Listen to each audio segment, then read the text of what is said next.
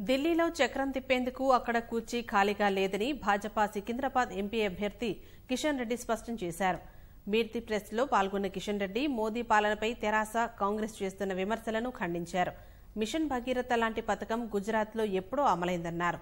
ప్రాంతీయ పార్టీలు కేంద్రాన్ని బెదిరించే ధోరణిని అవలంబిస్తున్నాయని ఆరోపించారు. తెలంగాణపై కేంద్రం ఎలాంటి వివక్ష చూపలేదన్న కిషన్ రెడ్డి పసుపు బోర్డు ఏర్పాటులో కొన్ని విధి విధానాలు ఉంటాయని తెలిపారు. 16+1 ఇస్తే మేము ఢిల్లీలో చక్రం తిప్పుతాను. ఇక్కడ ప్రజలు ఓట్లేసి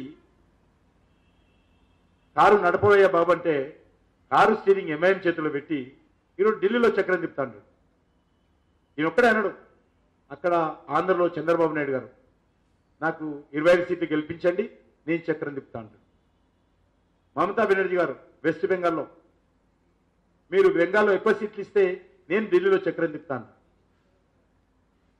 రాహుల్ గాంధీ గారు అసలు ఆ చక్రం తిప్పేటువంటి అధికారము మాకు మాత్రం, మా కుటుంబానికి మాత్రమే ఉంది, ఇంకెవరు తిప్పడానికి అధికారం లేదు, కాబట్టి నాకే ఇవ్వాలి అని చెప్పి ఆయన చక్రం తిప్పుతాను. వాస్తవంగా ఇంకా చాలా మంది ఉన్నారనుకోండి, ఎవరికి వారు చక్రం తిప్పుతామన్నటువంటి ఊహల పల్లెకులో ఊరేగుతున్నారు చాలా మంది. కానీ ఢిల్లీలో ఉండేది ఒకటే చక్రం. ఇంతమందికి తిప్పడానికి చక్రాలు లేవాడు. ఉండేది ఒకటే కుర్చీ, ప్రధానమంత్రి కుర్చీ. ఆ కుర్చీలో నరేంద్ర మోడీ గారు ఉన్నారు.